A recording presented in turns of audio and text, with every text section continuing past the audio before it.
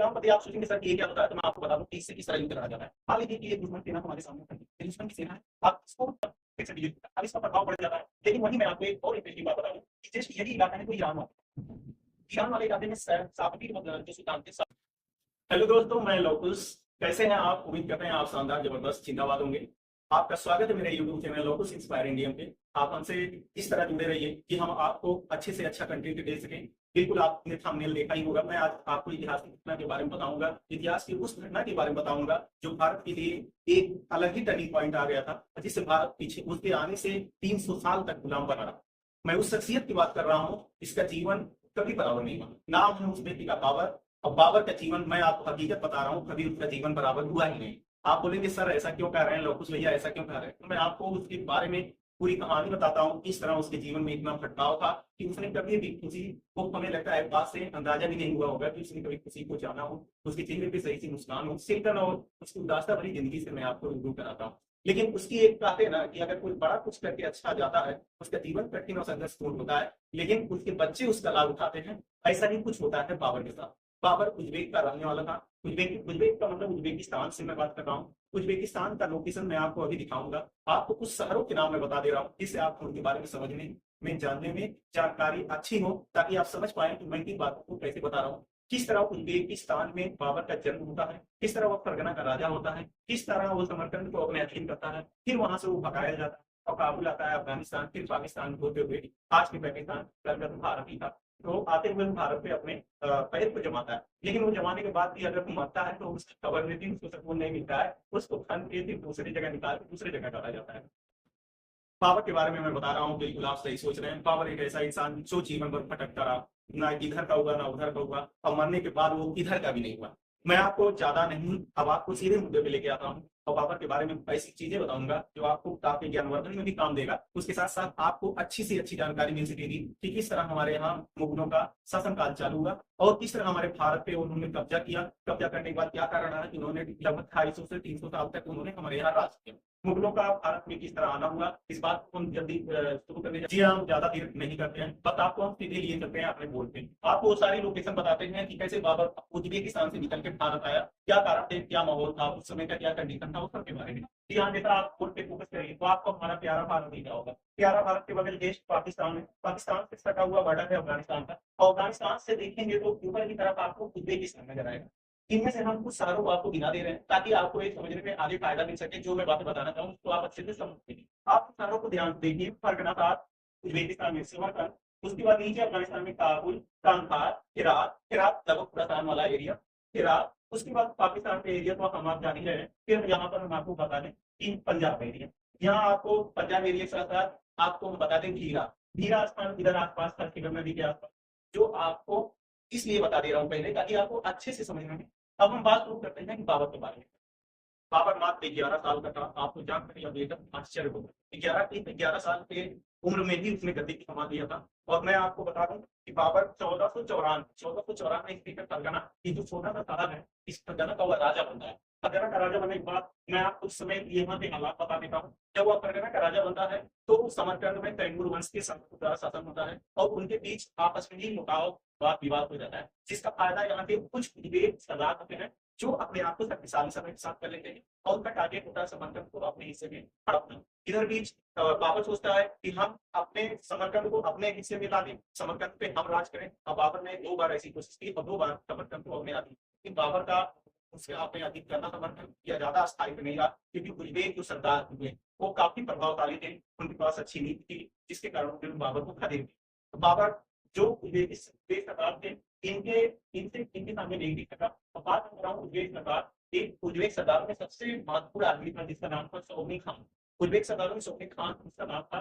बाबर के साथ युद्ध होता है या फरगना का होता है, जब ये समरकंद पे अपना डेरा डाल लेता है, समरकंद पे राजा बन जाता है। तो यहाँ का जो शौनी खान होता है, 1502 में उज्बेक सरदारों और इनके बीच युद्ध होता है। इनके बीच मतलब एक मेरा बाबर के बीच, और उस युद्ध का नाम है सर फूल का युद्ध 1502 ईस्वी में। उसमें एक सरदारों द्वारा तुगलामा पद्धति का उपयोग किया जाता है। आप पूछेंगे सर तुगलामा पद्धति क्या होता है, तो मैं आपको बोर्ड पे ले चलता हूँ, मैं आपको बता दूं। तो जो तुगलामा पद्धति था, उज्बेक सरदारों ने बाबर के खिलाफ प्रयोग किया तो ग्रामपति आप सोचेंगे सर कि ये क्या होता है, तो मैं आपको बता दूं कि इससे किस तरह युद्ध लड़ा जाता है। मान लीजिए कि एक दुश्मन सेना हमारे सामने खड़ी है, ये दुश्मन की सेना है, आप इसको तुलगामा मदद से अगर कराना, तो किस तरह से सेना का स्ट्रक्चर बनाया जाता था, बोल सकते हैं अर्धचक्र, क्योंकि इसमें जिसको सेना कोई पता नहीं चल रहा था कि कौन सी टुकड़ी मुख्य है जो उनके लिए करा सकते हैं। ऐसे में कभी इधर टीम की वो वार करती थी और कभी तुरंत पीछे हट जाती थी, इधर का इस साइड से वार करती थी, और इधर से जब वार करती थी तो इधर इधर जब सारे लोग आते थे तो इधर सेना गिरती सेना को इतना हो जाती थी मारती थी। इसी पद्धति का प्रयोग करके बाबर को हराया गया, और बाबर भाग के, मैं आपको बता दूं, बाबर भाग के 1504 में काबुल आता है। काबुल आता है, वह समझ जाता है कि अब समरकंद मेरे पास से नहीं करनी है। बाबर इस समय कहता है कि मैं फरगना को छोड़िए, फरगना तो मैं फरगना का राजा था, लेकिन मैंने समरकंद की इच्छा जताई और समरकंद को पाने के चक्कर में मैंने फरगना को भी खो दिया, क्योंकि फरगना जब इस समरकंद में था तो फरगना से फिर विद्रोह हो गया था। और जब यह फरगना के लिए जाता है तो फिर समरकंद इसके हाथ निकल जाता है कि ब्रिटिश सरकार इस पे अपना रखी निकाली, और फरगना जो था ये भी इसके हाथ से निकल जाता है, उस द्वारा हराया जाता है और 1540 में काफी काबुल आता है और काबुल को अपने अधिकार के दे देता है। अब यहाँ से वो अपने चाचा से मदद मांगता है। इसके चाचा, आपको मैंने बताया था कि याद रखिए हिरासत राजस्थान के नाम भी एरिया है, तो हिरासत में इसके चाचा शासन करते थे। इन्होंने अपने चाचा से रिक्वेस्ट की कि चाचा आप अपनी सेना हमें दीजिए, हम फिर से समरकंद पे आक्रमण करेंगे, समरकंद पे आक्रमण करके हम इस समरकंद को अपने अधीन करेंगे। तो इनके चाचा ने बोला जाता ना, इधर का आदमी साथ नहीं देता तो फिर उजड़ जाती है जिंदगी।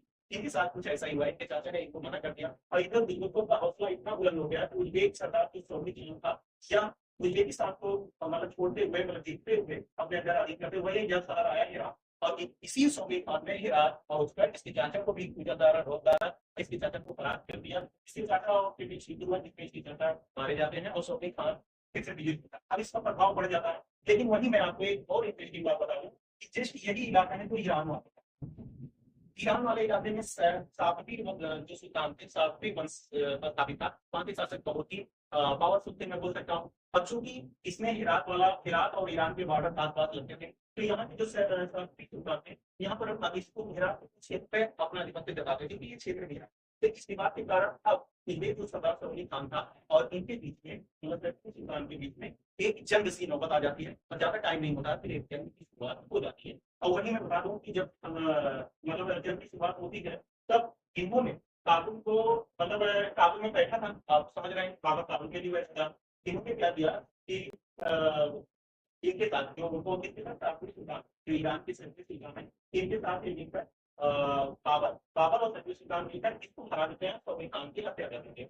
सभी खान की हत्या करके फिर इन्होंने मतलब बाबर में से एक सुल्तान के मतलब सहायता लेकर समरकंद पर आक्रमण करते हैं, समरकंद को अपने अधीन करते हैं। लेकिन अब जानते हैं बाबर अकेला था, उसके पास कोई सेना नहीं थी, वह ईरान और ईरान के रहने वाले थे, उनकी सहायता से समरकंद पे पूरा अपना आधिपत्य जताता, लेकिन वह घुटन के मारे जी नहीं पाता था। आप पूछे सर ऐसा क्यों, तो ऐसा इसलिए कि अगर कोई मेरे साथ मेरे कुटुंब में भागीदारी बने और सबसे ज्यादा सहयोग उसका प्रभाव की उसका ही होगा। ठीक ऐसे में जो यहाँ के ईरान के सांसद थे, उन्होंने अपना आधिपत्य वहां जमाने का प्रयास किया, और इनको बहुत ज्यादा मिलता, इनको लगने लगा कि मैं गुलाम को जैसा हो गया, और यह अपने आप को स्वतंत्र नहीं समझ पाते। इधर जो अभी सौम्य खान की हत्या हुई थी, विवेक सरकार से उभर गए, जल्दी उभर गए और अपने आप को फिर से संगठित किया, और एक बार ना आक्रमण किया और फिर से बाबर को मंगाया गया, और बाबर फिर निकल के अपना काम करने और बाबर खुला जब काम लाने मांगा है, तो उज्बेक जो वहां पर 1512 की न्यूज में बता दूं, इस समय पर फिर जब आप ये घटना 1512 की भारतीय कानून में, तो फिर बाबर आप दोबारा समर्थन जाने की इच्छा नहीं करता, क्योंकि वो समझ चुका था कि अब हम समर्थन नहीं जीत सकते हैं। अब बाबर के पास एक ही ऑप्शन बचा था कि वह पश्चिम की तरफ से भारत की तरफ थी। भारत में आपको उस समय की राजनीति इसलिए बता दूं, उत्तर भारत में लोधी वंश का शासन चल रहा था। इधर इब्राहिम लोधी का शासन उस क्षेत्र में चल रहा था। इब्राहिम लोधी के साथ साथ पंजाब का जो सूबेदार था, मैं आपको बता दूं कि पंजाब का सूबेदार क्या नहीं चाहता था कि लोधी वंश का जो इब्राहिम लोधी है यह राजा बना है। इसने क्या किया, विश्वासघात किया, और इसने निमंत्रण दिया किसको, बाबर को, कि आप आइए, आप इब्राहिम को हराइए और उसके बाद मुझे राजा बनाइए, आप चले जाइए लूटपाट करके, आप जो धन दौलत लूटना हो लूट के जाइए, बस इनको निस्ना भूट कर दीजिए। कहा जाता है कि दो लोगों ने बाबर को आमंत्रित किया, निमंत्रण दिया कि आप हमारे यहाँ आइए, और उन दोनों लोगों ने कि जो राजस्थान वाला इलाका है, यहाँ आपको देखा होगा, इस इलाके में मेवाड़ के साथ राजा राणा सांगा आते थे। उन्होंने बोला जाता है कि उन्होंने भी निमंत्रण दिया कि आप आइए हमारे यहाँ और इनको हराइए, और फिर हम आगे राज करेंगे, आप अपना जो घटना हो तो आप लेकर के जाइए। तो बाबर के अंदर ये आया कि मैं समरकंद तो वापस जा नहीं सकता हूँ, तो ऐसे में मैं भारत की तरफ देखता हूँ, भारत में सरकार एक निर्भर भारत में दिखे, और कलांतर में बाद में यही होता है, और यही से मुगल सल्तनत काल की शुरुआत होती है, क्योंकि यहीं से आप धीरे धीरे बात आगे बढ़ती है। बात किस तरह आगे बढ़ती है, भारत में किस तरह प्रवेश होता है, बने रहिए। मैं आपको कुछ चीजें बहुत इंटरेस्टिंग लास्ट पॉइंट में बताऊंगा, लास्ट वीडियो के लास्ट में, ताकि आपको सुनने में जानने में एक जानकारी आपको प्राप्त हो। एक बार हमला जब हुआ, काबुल आ जाता है, क्योंकि समझ अभी नहीं था, काबुल द्वारा उनके कब्जे में आ गया, फिर से वह काबुल भाग के आता है। काबुल भाग के आने के बाद अफगानिस्तान के क्षेत्र में अपना धीरे धीरे अधिकार जताना शुरू करता है और उस क्षेत्र को जीतता है। इसी क्रम में उसने 1507 ईस्वी के आसपास 1507 ईस्वी में कांधार को भी जीत दिया। अब काबुल और कांधार इसके क्षेत्र में आ गए। अब यहाँ की घटना तो हम आपको बता दी कि अफगानिस्तान में या अपने पैरों को बाबर जमा रहा था, अपने साम्राज्य को खड़ा कर रहा था। ठीक इसी समय भारत में क्या हो रहा था, थोड़ी उस पर हमको नजर डालते हैं ताकि बात समझ में, जोड़ने के बाद में समझने में आसानी। इसी समय भारत की जो स्थिति थी, इस समय लोधी था, इब्राहिम लोधी राज कर रहा था, और पंजाब का जो सूबेदार था, उस सूबेदार का नाम है दौलत खान लोधी। दौलत खान लोधी वह इब्राहिम लोधी को हटाना चाहता था और स्वयं कब्जा करके वहां का सुल्तान बनना चाहता था, वहां का सुल्तान बनने की इच्छा रखता था। इसके कारण वह सोचता था कि इब्राहिम लोधी को किसी तरह से गद्दी से हटा दें। वहीं पर इस इब्राहिम लोधी का प्रभाव इतना बढ़ रहा था कि जो मेवाड़ के शासक राणा सांगा थे, राणा सांगा ने यह सोचा कि यह मेरे लिए भी खतरा हो सकता है। तो राणा सांगा ने इब्राहिम को हराने के लिए इब्राहिम को हराने के लिए, और यहाँ जो पंजाब का दौलत खान, हम आपको बता चुके हैं कि यह सूबेदार था, इन दोनों ने क्या किया, अलग अलग आमंत्रित किया इनको आने के लिए। इसको यहाँ जो काबुल खंडार में बैठा बाबा, इनसे बोला, इन्होंने जो हमारे यहाँ ये पंजाब के जो सूबेदार थे दौलत खान लोधी ने उनसे कहा बाबा से कि आप हमारे यहाँ आइए, इब्राहिम लोधी को हटाइए और मुझे सत्ता दे दीजिए, आप जो लूट सके, जो ले जा सके आप लेके चले जाइए। लेकिन वही राणा सांगा ने कहा कि नहीं, आप हमारे यहाँ आइए, पंजाब के सूबेदार को हराइए और इब्राहिम लोधी को हराइए, और इब्राहिम लोधी के चाचा उनको भी आप हराइए, और इन सबको जब आप दुश्मन को हटा देंगे तो मैं गद्दी पर बैठूंगा, बाकी आपको जो लेना हो, जो लूटना हो आप ले जाइए। बाबर को इस बात का आभास हो गया था कि आप कहीं ना कहीं उसके लिए थोड़ी मोहतर है, वह भारत पर किस तरह कब्जा कर सकता था, उसको ये बात समझना आगे, क्योंकि वो जानता था कि पश्चिमी इलाका बड़ा कमजोर हो रहा है, जहां से हम भारत में इंपीरियल थे, क्योंकि वहां पर तीन शक्ति का बंटवारा हो चुका था, इब्राहिम लोधी और इनका इब्राहिम लोधी पंजाब के सूबेदार और दौलत खान लोधी, और यहाँ राणा सांगा, इन सब की थोड़ी संरचना बन रही थी झगड़ा लड़ाई के बारे में। तो यह इसी का फायदा उठाते हुए बाबर ने इन पर स्वीकार किया। अब कहा जाता है कि यहाँ पे जो पंजाब के सूबेदार थे और राणा सांगा, इन्हीं दो लोगों ने और उसको निमंत्रण दिया कि हमारे यहाँ आके आप भारत आइए, ऐसा उन्होंने इनको बुलाया, ऐसा कहा जाता है।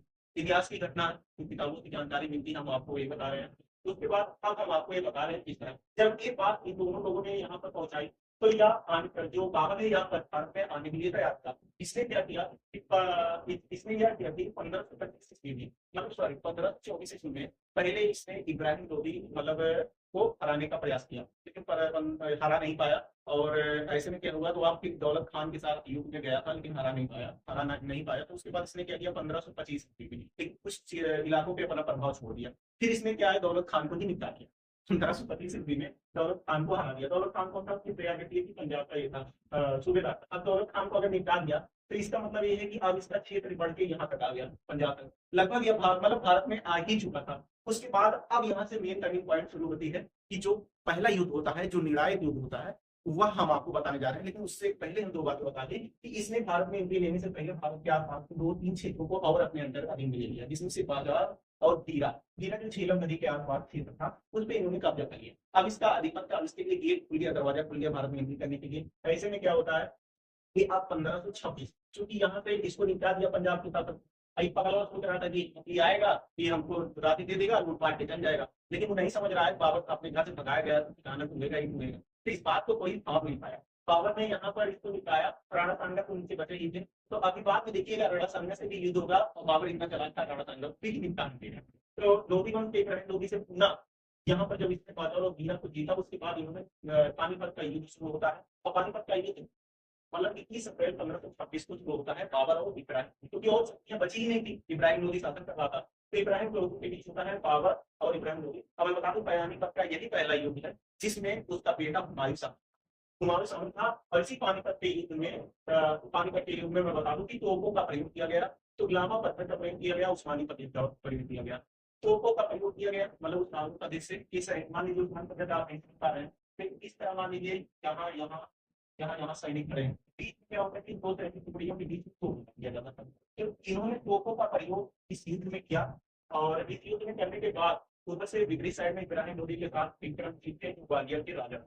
इन दोनों लोगों के बीच में जब युद्ध होता है तो यह हार जाते हैं। हार कौन जाता है, इब्राहिम लोधी मारा जाता है। इसके साथ आप इनकम गिल्टी मारने लगे हैं।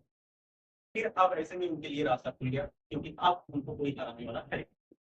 होता क्या है कि 27 अप्रैल 1526 को इसमें जब हिम्मत सत्ता शुरू हो गई, इब्राहिम की मारा गया, उत्तर भारत एकदम खाली हो गया, तो इसने मुगल साम्राज्य की नींव रखी। मुगल साम्राज्य की नींव 27 अप्रैल 1526 ईस्वी में। अब कभी कभी अगर बच्चे पढ़ रहे होंगे मान लीजिए, तो उनके लिए मैं बता दूं कि यही पूछा जाता है या आपको इस बात की जानकारी होना चाहिए, जो हमारे सिख गुरु हैं गुरु नानक देव, इन्होंने इस घटना को अपने आंखों से देखा था। इनके प्रत्यक्ष प्रत्यक्ष थे।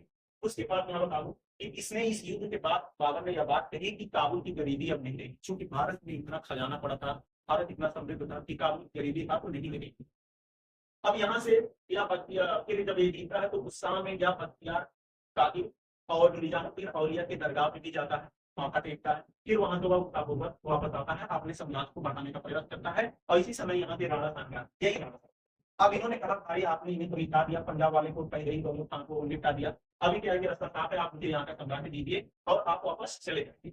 तो बाबर ने कहा वापस वापस आ जाओ, वापस मेरा घर तो होना चाहिए, समरकंद से तुम्हें निकला हूँ, बाबर को चलाता है, उसने बोला कि मैं वापस कहाँ जाऊँगा, इससे बढ़िया मुझे कुछ और लग ही नहीं रहा, भारत जैसे समृद्ध देश अगर किसी के हाथ में आ जाए तो उसको क्या आता हूँ। तो उसने ऐसे में कहा कि आप यहाँ से छोड़ के चले जाइए। राणा संगा ने कहा, तो इस बात को मानने से इनकार कर दिया। बाबर ने कहा कि अब मैं यहीं पर ही रहूंगा। इस बात को देखकर दीवार हो जाता है और फिर से एक युद्ध शुरू होता है, जिसे हम इतिहास में खानवा के युद्ध के नाम से जानते हैं। खानवा का युद्ध होता है, उसमें एक तरफ बाबर की सेना होती है और एक तरफ राणा सांगा की सेना होती है, जिसमें राणा सांगा हार जाते हैं और या फिर से अपने सम्राट को और विस्तृत कर देता है, स्वतंत्रता मतलब और लगभग इनका कब्जा बरकरार हो जाता है और यही से सब कुछ एकदम क्लियर हो जाता है, पूर्ण से कंट्रोल उत्तर भारत आ जाता है और यह क्लियर हो जाता है कि अब नहीं तो कभी, अभी नहीं तो कभी नहीं। इस प्रकार बाबर एकदम निश्चिंत हो जाता है कि अब वो समझ जाता है इस बात को कि भारत की उसका सम्मान आसानी से हो सकता है। अब चूंकि एक कारण इसलिए उसने समझा कि मैंने दो लोगों को निपटा दिया जो सबसे पावरफुल थे, एक इब्राहिम लोधी को और एक इन्होंने निपटाया राणा सांगा। इन दोनों लोगों को, इब्राहिम लोधी को पानीपत के युद्ध में 1526, फिर एक खानवा के युद्ध में इन्होंने हरा दिया इनको मेवाड़ के कहता है राणा सांगा। अब तीनों पे अपने क्षेत्र में अधिपत्य जमा लिया, लेकिन वहीं पर इसके बाद इसकी इच्छाएं बढ़ने लगी और चंदेरी के राजा से युद्ध होता है। फिर इस स्थानों को युद्ध के बाद 29 जनवरी 1528 ईस्वी को बाबर और चंदेरी के राजा मेदिनी राय के बीच, मेदिनी राय के बीच जब युद्ध होता है तो इसी समय बाबर के साथ 3 साल इस युद्ध में शामिल होता है और मेदिनी राय इस समय हार जाते हैं और मेदिनी राय इनके साम्राज्य की औरतें जो होती है चौधरी करती, लेकिन इनकी बेटियां चौधर नहीं कर पाती हैं। और हम आप जानते हैं कि मुगलों का काल हो या मुगलों का काल हो या सल्तनत काल हो, जब कोई किसी से युद्ध करता था तो उनकी बहन बेटियों को जबरदस्ती निकाल आती थी और उनके साथ किस तरह का व्यवहार होता रहा होगा वो आप खुद ही जानते हैं। तो इतिहास ऐसा कहता है कि मेदिनी राय के यहाँ तो औरतों ने जौहर कर लिया था, लेकिन बात ये होता है कि उनकी बेटी बच जाती है तो इनकी बड़ी बेटी की फिर शादी है वह जबरदस्ती गाँव के साथ हो जाती है और छोटी बेटी की जो शादी है वो एक कामरान के साथ हो जाती है। तो जैसे में बाबर अपने दो बेटों की शादी मेदिनी राय की दो बेटियों से कराते हैं। अब आगे चलने के बाद फिर एक युद्ध होता है घाघरा का युद्ध। घाघरा का युद्ध होता है 5 मई 1529 ईस्वी को। यह युद्ध स्पेशल कुछ पॉइंटों में कारण है कि ये जल और थल मतलब जमीन से जल से दोनों तरफ से लड़े गए थे, दोनों तरफ से लड़े गए थे। और इसमें क्या होता है कि अफगान जो सत्ता थी, क्योंकि इस इलाके में अफगानों का लोधी वंश अफगान का प्रबल था, तो यहाँ पर अफगान जो शासन बचे हुए थे जो फिर से संगठित होने लगे और वो अफगान संघ और बाबर के मध्य युद्ध होता है। उन अफगान संघ में महमूद लोधी शेरशाह सूरी अभी तक चंदेरी में इसकी ओर से लड़ रहा था, अब वह अफगान संघ की ओर से लड़ने का प्रयास कर रहा है और वह अफगान संघ में शामिल होता है। नुसरत शाह ये सब फिर हार जाते हैं और यहाँ पे अब इस तरह यह पूरा मुगल सल्तनत काल के अंत हो जाता है। भारत का उत्तरी हिस्सा मतलब उत्तर भारत में मुगल सल्तनत काल इस प्रकार हावी हो जाता है और यही बाबर ने मुगल सल्तनत काल की मृत्यु होती है। उसके बाद बाबर की मृत्यु हो जाती है। बाबर की मृत्यु हो जाती है, लेकिन आप देखेंगे कि बाबर की मृत्यु के बाद उसे आगरा के आराम बाग में दफनाया जाता है, उसे आगरा के आराम बाग में दफनाया जाता है। लेकिन कहते नहीं है कि जीवन की संघर्ष से भरा रहा, उसके बाद भी मरने के बाद भी आदमी सकून से नहीं जीता। इसके कब्र से इसकी लाश निकाली गई और इसको ले जाके काबुल में फिर से दफना कर दी। तो इसकी कब्र पहले थी आगरा के आराम बाग में, फिर इसको यहाँ से निकाल दिया गया और लेके जाया गया काबुल, वहां उसको दफना दिया गया था। और इस तरह हम आपको जो हमारे टाइटल आपने देखा था कि बाबर के जीवन के बराबर नहीं गया, तो आप हमारे इस बात से अंदाजा लगाइए कि जो व्यक्ति अपने घर से निकाला, 2-2 बार अपने घर पे कब्जा भी पाया, फिर उसके बाद उसके हाथ से कब्जा नहीं करता है, फिर वो अफ़गानिस्तान आता है, फिर वह संघर्ष को सीखता है, फिर वह मतलब भारत की तरफ रुख करता है और भारत में मान लीजिए रुख करते-करते जो भी अपना साम्राज्य बढ़ाता है, तो उसके साथ-साथ जब इसकी मृत्यु होती है, तो यहाँ तक कि जीवन भर एक लड़का ही रहा। लेकिन जब इसकी मृत्यु होती है मरने के बाद भी इसे कोर्ट से निकाल के दूसरी जगह शिफ्ट किया जाता है। जैसे मैंने पीछे क्यों बराबर था मरने के बाद बराबर था और मेरे ख्याल से बाबर की थ्योरी में कैसा लगा आपको ये मेरा एपिसोड बाबर के बारे में? मैं जानता हूँ कि मेरे इस बताने के तरीके अंदाज से आपको बहुत अच्छा लगा होगा और उम्मीद करता हूँ कि यह आपको हमेशा मुझको प्यार आपका मिलता रहे। शुक्रिया, नमस्कार।